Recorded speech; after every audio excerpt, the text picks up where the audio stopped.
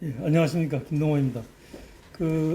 저는 두 가지 말을 말씀드리고자 합니다. 하나는 앞에 김원식 교수가 발표한 내용이 광범위한 내용을 얘기를 했기 때문에 그걸 좀 저는 도끼를 가지고 좀 깨서 좀 쉐이프하는 역할을 좀 하는 게 하나고, 다른 하나는 대외적 관점에서 이 문제를 어떻게 볼 거냐 하는 두 가지 측면을 말씀드리겠습니다. 저는 이 문제, 첫째 문제가 굉장히 이게 왜 중요한가를 제대로 인식하는 게 중요하다고 생각합니다. 재정 건전성 문제는 많은 다른 문제처럼 계층 간의 문제가 아닙니다. 이거는 세대 간의 문제입니다. 문제 본질이. 이것을 가장 저는 분명하게 인식할 필요가 있다고 생각합니다. 그리고 이것은 우리의 국가의 마지막 곡간입니다. 시장, 아까 김 교수께서 시장의 실패를 얘기하셨는데, 시장이 실패를 했을 때 그 시장을 다시 일으킬 수 있는 힘이 어디서 나옵니까? 그건 바로 재정에서 나올 수밖에 없거든요. 그렇기 때문에 이거는 한국 경제를 일으킬 수 있는 최고의 말하자면 에너지원이라고 할 수 있는 거죠. 그리고 이거는 우리가 바로 말씀드린, 이거는 다음 세대의 유산입니다.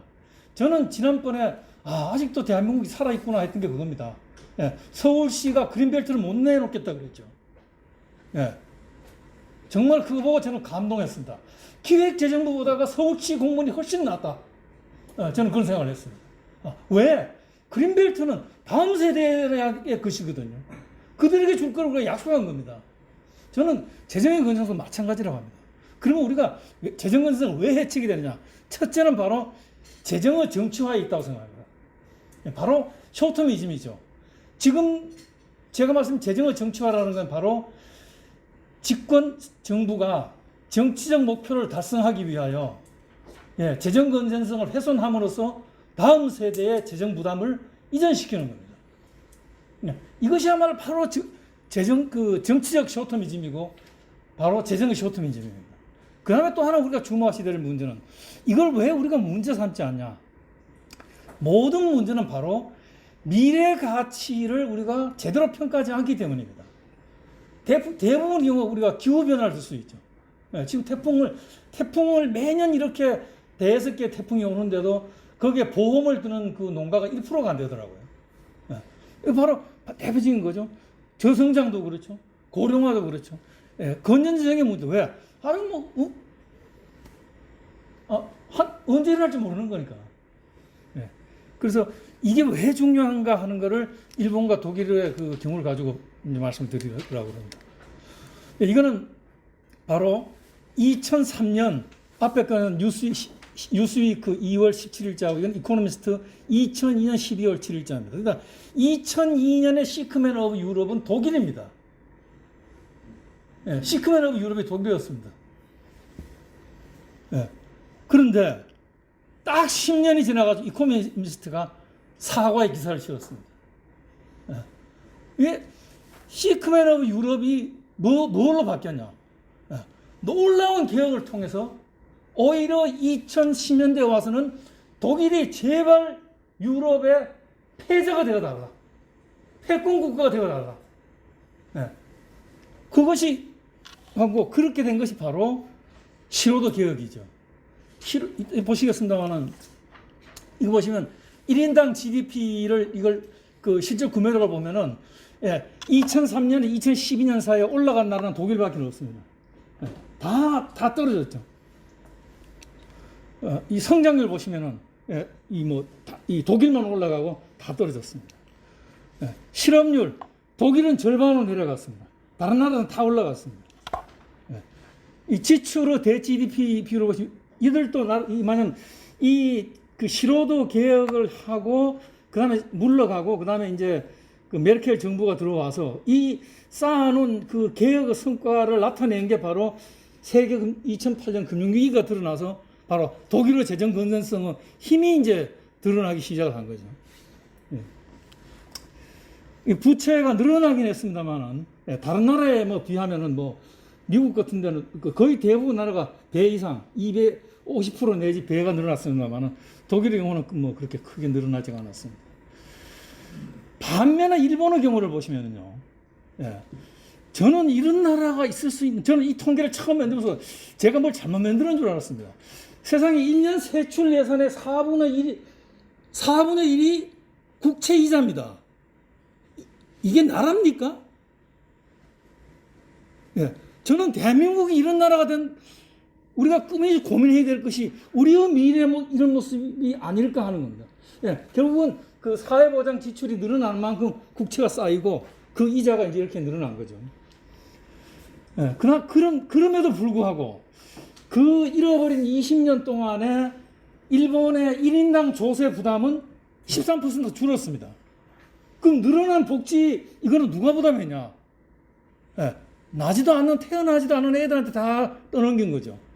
예. 그동안 자민당 정부는 끊임없이 민주당 정부도 마찬가지고 국민들한테 생색을 내고. 예. 지금 이거 보시면은 이렇게 보이죠. GDP 대비 사회복지 지출이 거의 뭐 13에서 22까지 9%포인트가 올라가는 동안에 재정적자는 얼마가 늘어나느냐. 예. 140%가 퍼센트포인트가 올라갔습니다. 그러니까 이 돈을 어디서 조달했냐. 결국 다 국채 찍어서 조달한 거고, 우리도 결국은 그 길을 갈 거라고 생각이 됩니다. 아까 김원석 교수 발표에서 보셨던 건데, 문제는 뭐냐. 예. 이 인디케이터들의 관계 또는 중요성, 이게 굉장히 불분명하다는 거죠. 자, 그 다음에 또 하나 이제 좋은 소식이 있습니다. 예. 지금 전 세계에서 가장 뜨고 있는 신데렐라 경제학자가 바로 스테파니 켈턴이라고 스토니 브룩에 있는 소위 유마니타리 시오리의 주창자입니다. 이 사람이 그동안 논란이 많았습니다. 가장 최근에 책을 내가지고 이 문제들을 정리를 했어요. 이 신화와 현실. 그런데 결국 신화라고 하는 내용은 뭐냐면 허구라는 얘기죠. 당신들이 지금까지 잘못 알고 있다. 정부를 가게하고 똑같이 생각하고 있다. 예. 중앙은행 독립 그런 거 필요 없다. 그런 겁니다. 간단합니다. 예. 단 하나만 문제가 뭐냐. 그러니까 정부가 발권의 독립성을 가지는 한에는 얼마든지 찍어내도 된다는 겁니다. 딱 문제는 하나가 뭐냐. 인플레이션만 문제가 된다. 예.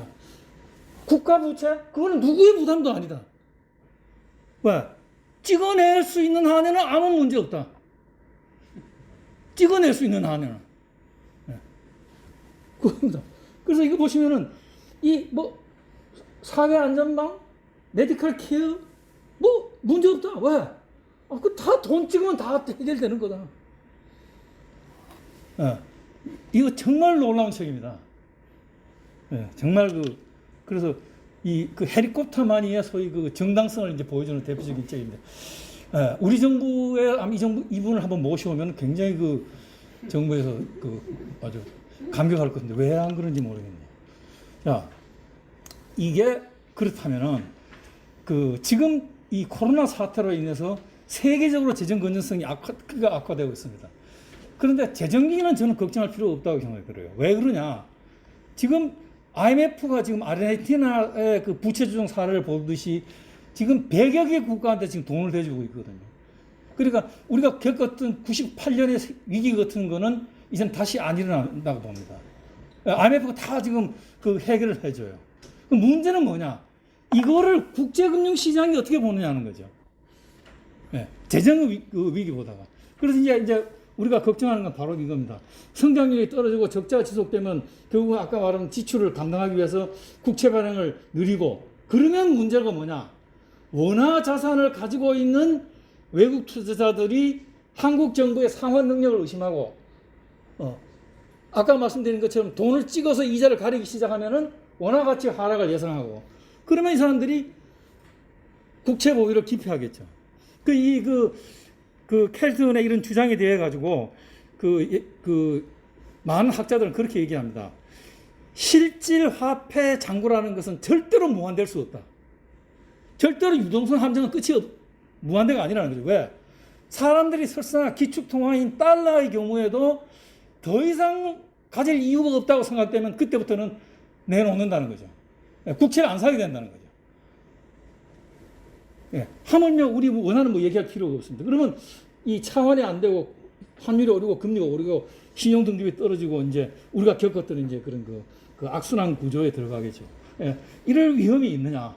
이게 이제 고민인데, 주목하셔야 될 일은 지금 보시면은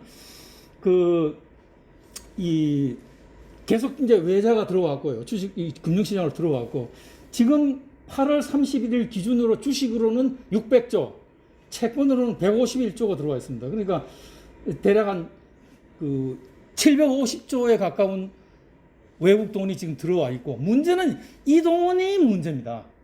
우리가 98년에 겪어왔던 뭐 금융기관의 채무라든가 기업 부채라든가 뭐 또 정부의 건전성, 그게 문제가 아니고, 그거는 좌표고, 이걸 보고 투자자들이 이 750조를 한국에 투자했던 거를 어떻게 할 거냐. 내관은 바로 여기에 있는 거죠.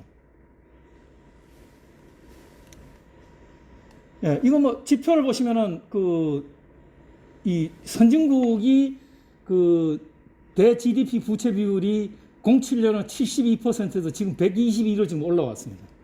전 세계적으로 부채가 올라가기 때문에 별 큰 문제가 없습니다. 그 다음에 관리하는 부채하고 예산 적자하고 보시면은 한국이 독일하고 비해서도 월등하게 낮죠. 예, 아주 낮습니다. 그 다음에 우리가 상환 해결하는 부채하고 그다음에 재정 적자하고 보시면, 이것 보시면은 OECD 국가군 중에 우리가 지금 8군으로 나왔습니다. 여기 보시면 어떤 인디케이터를 보더라도 한국은 그러니까 어떻습니까? 야, 우리는 시큰 써도 OECD 가운데도 못 따라간다. 그러니까 걱정할 필요 없다. 그럴까요? 한국은행이 금융안전보고서에 보면 대외 위험을 보면은 금년에 들어와가지고 조금 나빠졌습니다. 금년에 조금 우리 건전성이 나빠진 걸로 나타나는데, 지불능력도 그렇고, 이게 보시면은 단기 외채에 대한 외환 보유고에 대한 단기 외채 비율이 31.7에서 37로 올라갔습니다. 조금 나빠졌습니다. 그러나 큰 문제가 아니라고 생각합니다. 문제는 뭐냐? 이 문제는 신뢰의 문제입니다. 한국 경제가, 즉 다시 말하면 한국의 국채와 주식을 가지고 있어도 괜찮냐? 지금 요 며칠 전에 연준이 물가 목표를 해서 끌어가겠다고 발표한 거죠. 이거는 완전히 이제 앞으로는 자산 인플레이션 시대가 될 거라는 걸 이제는 거의 예고한 거나 다름이 없습니다. 확인해 준 것과 다름이 없습니다. 그러니까 핵심은 뭐냐? 한국의 주식과 채권이 자산으로서의 가치가 있냐? 핵심은 그겁니다. 아까 얘기한 대로 한국의 재정의 건전성이 얼마나, 그거는 중요하지 않습니다. 그걸 판단한 한국의 주식이나 다시 말하면 원화 표시 자산의 가치를 미래에도 얼마나 보유할 수 있냐 하는 판단의 기준 하나가 재정 건전성이지. 문제는 우리가 그 사이에 연결점을 찾을 수가 없다는 겁니다. 알 수 없다는 거죠. 그 불확실성이. 아까 얘기했다. 우리는 이렇게 OECD 국가가 낮으니까 걱정이 없다. 그게 아니라는 겁니다. 그래서 결국은 이거는 이거는 신뢰의 문제라고 저는 생각이 되고, 이 세 가지 신뢰가 확보되지 않으면 아까 얘기하는 여러 가지 대외 지불 능력에도 불구하고 코리안 엑소더스는 언제든지 일어날 수 있습니다. 이 위험을 저는 굉장히 주목할 필요가 있다고 봅니다. 그래서 이 재정이 급격하게 악화되든가 돈을 많이 풀든가 해서 이런 신뢰 위험을 손상할 경우에 우리는 위험을 초래할 수 있다고 생각이 들고요. 이게 지금 그저께인가 중앙일보에서 이제 이거 실었는데, 이 비율이 올라가는 걸 실었는데, 이 피치사가 2월 달에 이 얘기를 했죠. 46%까지 높아질 수 있다. 그 얘기를 했는데, 지금 보시면은, 지금, 이거 60% 올라가는 거죠. 그래서 지금 국가 채무 비율이 문정부는 26에서 47로 왔는데, 자, 저는 기재부를 좀 화풀이를 좀 하겠습니다. 이게 보시면은 13년 9월 달에 내놓은 장기 안정 계획의 16년 전망치가 28.3이었어요. 그게 25년 12월 내놓은 장기 안정 계획에 이게 42가 됐습니다. 그럼 보세요. 그리고 어제 나온 게 뭐냐? 2000년은 42.5인데 2060년에 62라고 했는데 81까지 갈 수 있다. 이거 믿으십니까? 이거 믿을 수 있어요? 저는 아니라고 생각합니다. 왜? 현재의 국가재정법에는 이런 장기 계획을 국회에 의문해서 한번 봐라. 그건 국회가 이걸 견제하라는 거죠. 그런데 여당이 다수당인데 무슨 견제를 합니까? 저는 다음 대통령 선거 때는 공약으로 내가 임기 동안에 국가 부채를 얼마 쓰겠다는 걸 저는 공약해야 된다고 생각합니다. 그리고 그 공약을 지키지 않으면 탄핵을 받아 마땅하다고 생각합니다. 물론 그럴 만한 사유가 있다고 하는 문제가 다르겠죠. 저는 당연히 이것이 의무가 돼야 된다고 생각합니다.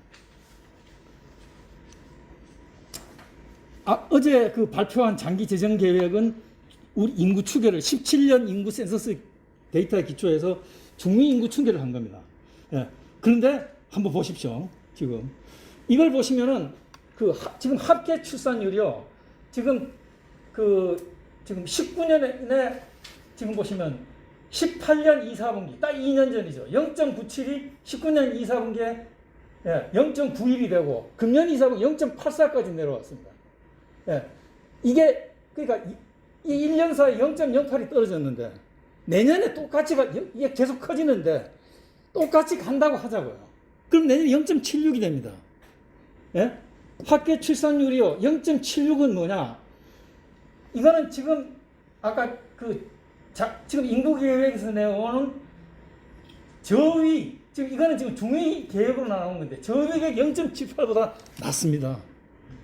그러니까 앞에 지금 이미 어제 발표한 장기 재정 계획은 보실 필요가 없습니다. 이미 하루가 지났는데 이미 볼 필요가 없어졌어요. 내년 2분기에는 저위 인구 추계보다도 낮습니다. 그 다음에 2000년대 GDP가 2.3%라고 해놨습니다. 자, 인구가 줄고 투자를 하는데 그럼 나머지 남는 건 무슨 성장률인 겁니까? 총요소 생산성을 높여야 되는 거거든요. 시스템 효율성을 높이는 것밖에 없습니다. 무슨 수로 시스템 효율성을 2.3을 높이겠습니까? 저는 불가능한 일. 이건 완전히 정말 국회를 달래고 국민을 오도하는 거지. 저는 우리가 최대 문제가 뭐냐? 이건 재정의 정치화입니다. 재정의 정치화를 막아야 합니다.